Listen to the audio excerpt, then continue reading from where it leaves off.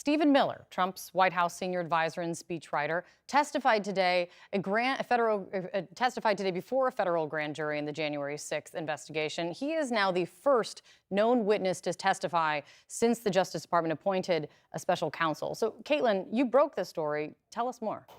Well, Stephen Miller has always been a very important and close advisor to Donald Trump in the White House at the end of the presidency, after the election, and up to and including on January 6th. He was his speechwriter. And so what Miller would be able to talk to the grand jury about, what we know he's already talked to the separate House investigation about, is how Trump's speech came about on January 6th to his supporters, the crowd that eventually rioted at the Capitol, chanting "Hang Mike Pence." And one of the things that we know from public reporting from the House Select Committee previously is that Miller talked to Trump about what he was going to say about Pence, it appears. They had a phone call, and then after that phone call the morning of January 6th, Donald Trump did want to put lines in his speech about Mike Pence, about how they needed Pence to block the election result. And so this is the first person that we have identified who went into the grand jury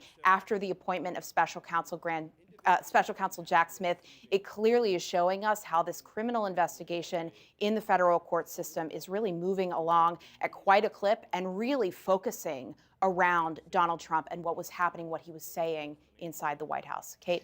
And Caitlin, there's a bit more I need to ask you about as well. We're also hearing that tonight that Donald Trump's former chief of staff, Mark Meadows, he's been ordered to testify in the other investigation, the investigation in Georgia that's investigating the efforts to overturn the 2020 election there. What does this mean for that case tonight?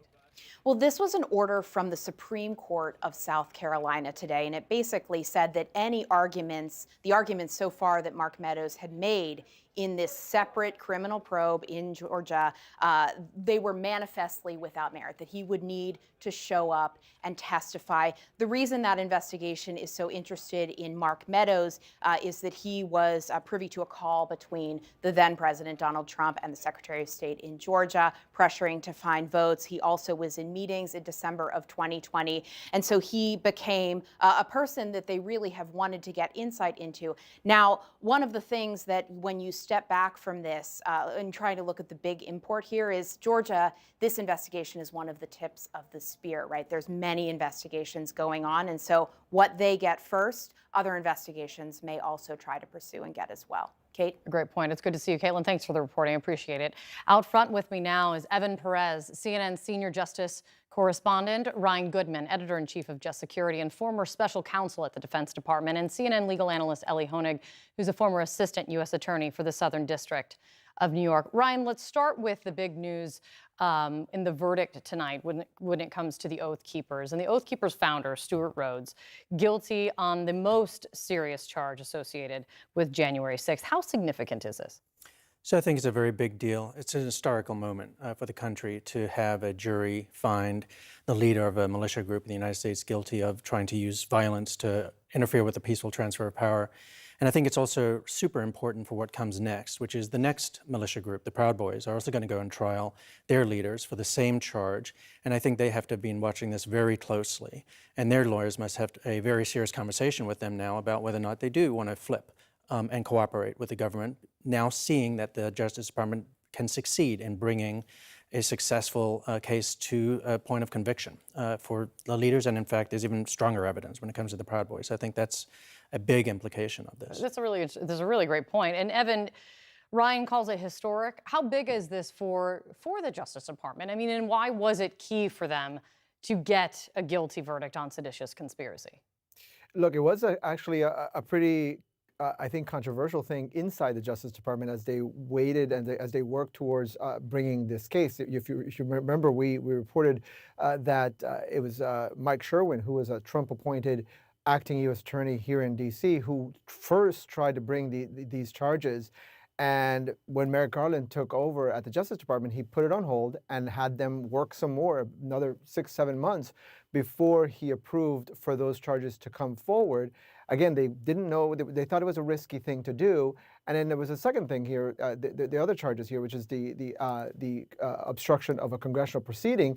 there was some doubt inside the Justice Department as to whether judges might even allow those charges to go forward. Again, both those things have gone forward.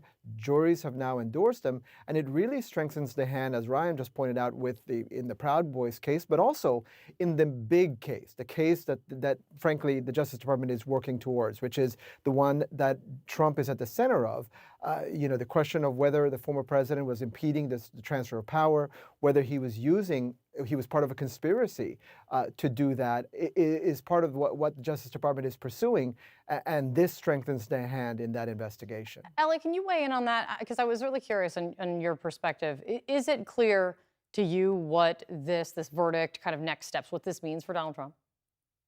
Well, I think, first of all, Kate, big picture, this is a forceful rejection of many of the lies Donald Trump and others have told about the election and about January 6th. This is a rejection of the idea that this was not organized, that this was spontaneous, that this was not serious, that this was not violent. And it was a rejection by a jury, our most basic bulwark of liberty, of democracy here. Juries are not stupid. Juries can see through BS. And this jury was very careful. More practically, Kate, you could see theoretically people flip. I've seen plenty of times when someone has said, let me go to trial, see what happens. Then when you get convicted and you're looking down the barrel of a 20-year sentence, that can change incentives a little bit. So we don't know if that may happen, but if so, we'll see what dominoes may fall. But I think anyone around this should be concerned about that. And Ryan, the other big news that we were just talking about with Caitlin Polance, her reporting is that former top Trump aide Stephen Miller, he is now testified today before the federal grand jury investigating January 6th. And Miller was really tight in there. I mean, he has firsthand knowledge on some key moments: preparation and intent of the speech, the intent of what Donald Trump was looking to do in presenting this, in giving his speech to his supporters, who then turned around and then attacked the Capitol. Where do you see this going? So he is the kind of person who can get into the mindset of Donald Trump on January 6th. According to the Select Committee, he has a conversation with Trump for over 25 minutes about the speech, and introduces, it does sound like, at least some of the language on Mike Pence. Then Stephen Miller says to the committee that he spoke to Eric Hirschman, one of the lawyers, who said, get that stuff out of the speech. And then after Trump has a confrontation with Pence, even more of it comes in. So I'm sure he must have had some conversation with Trump over those 25 minutes plus to say, what are you trying to get at? What are you trying to produce here? And we know that he said that to the committee. There's a very good chance he claimed executive privilege, and like others did. But it sounds like the wall of executive privilege has fallen apart when it comes to the grand jury. And the fact that he's been testifying as a senior aide to the president, I think, is very significant in terms of the type of evidence he can give. Well, we've heard it over and over again, which is, what you say to the January 6th committee. Very different standard of what is expected of you and required of you when you're sitting before a grand jury, of course, a federal grand jury. Ellie, you've long said, when it comes to Mark Meadows, that he is also key to nearly every investigation involving Donald Trump. And this is another big deal for that investigation in Georgia.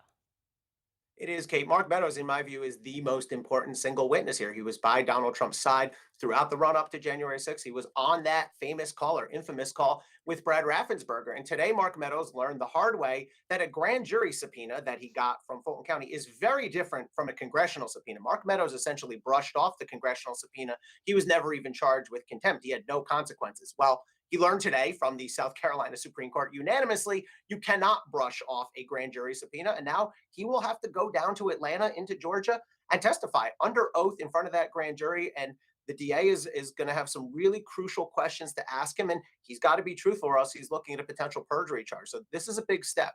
A lot of big steps this evening, and also a long list of names we're getting at, Evan. I mean, there's a long list of Trump aides and those close to him around some key moments that have been ordered to testify before the Fulton County grand jury. We now have Mark Meadows, we have Rudy Giuliani, we have Michael Flynn, Boris Epstein, Lindsey Graham as well, being told he's going to need to speak to in that investigation.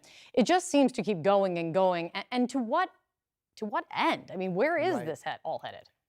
Well, I think, the Justice Department has not really said who the target of that investigation is, but as you can see from that list that you just gave, those are the ones that have gone to the grand jury in Georgia.